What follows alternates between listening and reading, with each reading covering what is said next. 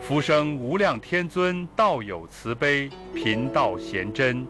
今天我们终于要来讲解《道德经》的最后一章，还劳请诸位道友多多点赞和分享，一念随喜，功德无量。当我们打开《道德经》的最终章时，内心往往会生出一种特殊的感受。整部书81章，前面80章层层展开，从宇宙的本体之道到社会的治理之术，再到个体的修养与处事，老子不断在提醒我们，道是最高的原则，它无形无名，却存在于万事万物之中。道不以强制为本，却以自然为则。通读全书，我们会看到老子一以贯之的核心观念，那就是顺应自然、无为而治、柔弱胜刚强，以及以退为进的智慧。而在第81章，老子把这些复杂的思想重新浓缩成几句看似简单的话语：信言不美，美言不信；善者不辩，辩者不善；知者不博，博者不知；圣人不积。己以为人，己欲有；己以与人，己欲多。最后他总结天之道，利而不害；圣人之道，为而不争。这样的结尾不是把书本关上，而是把我们引向一个循环，全书的起点道可道非常道与这个终点是互相呼应的。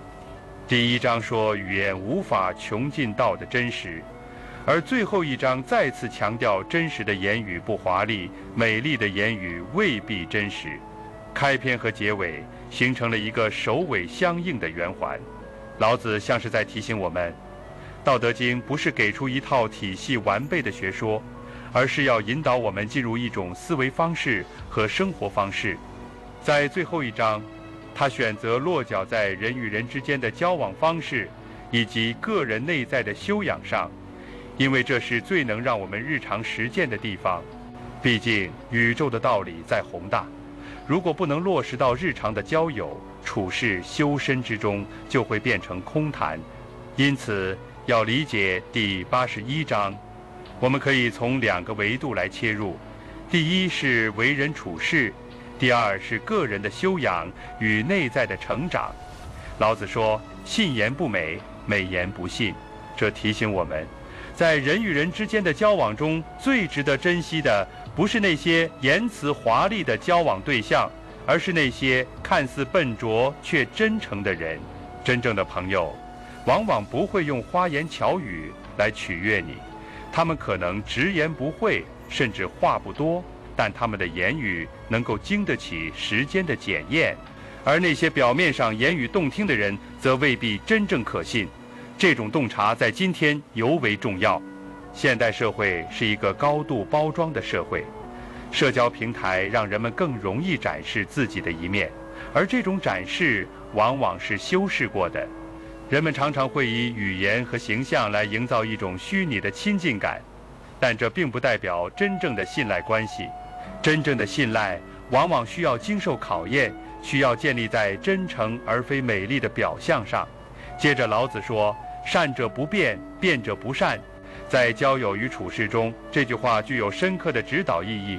真正的善良不需要过多的辩解和张扬，一个人在关键时刻能够给予你帮助，而不是在言语上滔滔不绝的解释，这才是真善。而那些喜欢辩论的人未必真的善，他们也许只是想证明自己有理，却并不真正关心事情的善恶。在职场和家庭关系中，这种差别尤其明显。有些人总是能言善辩，面对问题时不断辩解，力求占据话语优势。而真正值得信赖的同事或家人，往往不需要过多的言辞，他们会在实际行动中展现善意。比如在家庭中，父母对子女的爱不一定通过不断的语言表达，而是体现在日复一日的照顾中。伴侣之间的体贴，也并不是靠争辩赢得，而是靠默契的行动和理解。老子在这里想提醒我们，人与人交往中最值得珍视的是沉默的善、真实的信，而不是华丽的言语与辩才的技巧。处事的智慧就在于辨别谁是真心待你，谁只是在用语言取悦你。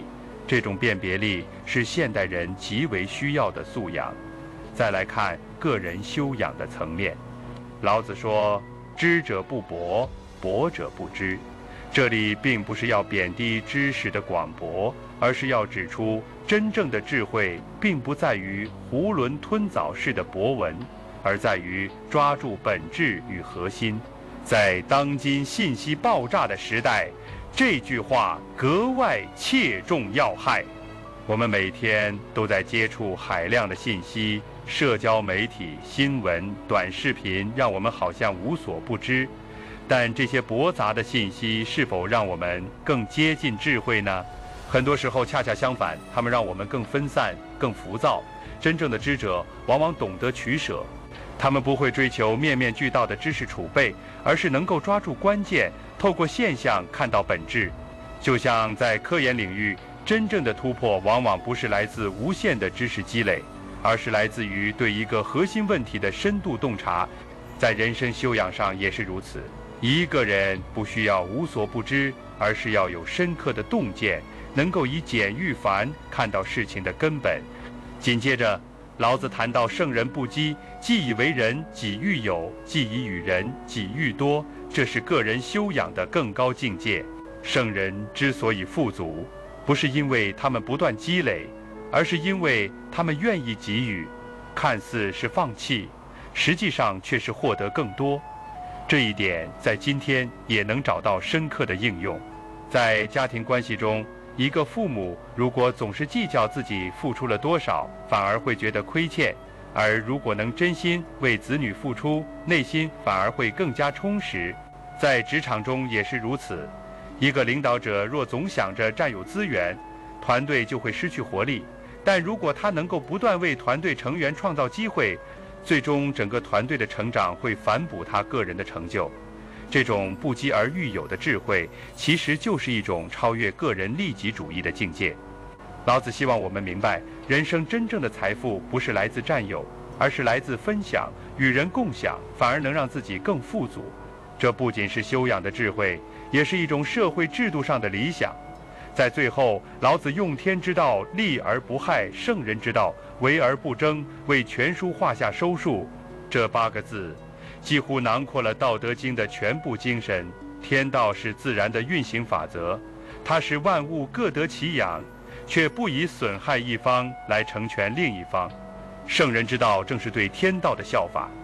他在治理社会、待人处事时，追求的是成就，而不是征服；是利益众生，而不是加害他人；是有所作为，却不执着于争夺。从治国的角度来看，这一思想对古今都有极高的启示价值。历史上无数帝国的覆灭，都源于统治者违背了这种利而不害的原则。他们以为聚敛财富、扩张疆土就能长治久安，但最终却因掠夺式的政策让百姓困苦，社会动荡。真正明智的治理，应当像天道一样，建立在滋养万物的基础之上。政策的制定不应只是满足少数人的利益，而应当兼顾广泛的民生福祉。如果一个社会的制度设计能够让人民安居乐业，让资源合理流通，而不是陷入恶性竞争和两极分化，那么这个社会才算是接近了圣人之道。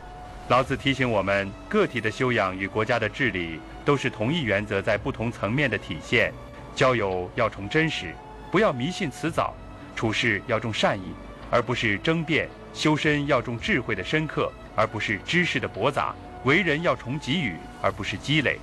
而在更大的格局中，治理社会也要如此，制度要重保障，而不是苛罚；政策要重滋养，而不是盘剥；领导者要重引导，而不是争功。道德经的伟大之处就在于它既能指导个人修身养性，又能为社会制度与国家治理提供哲学基础。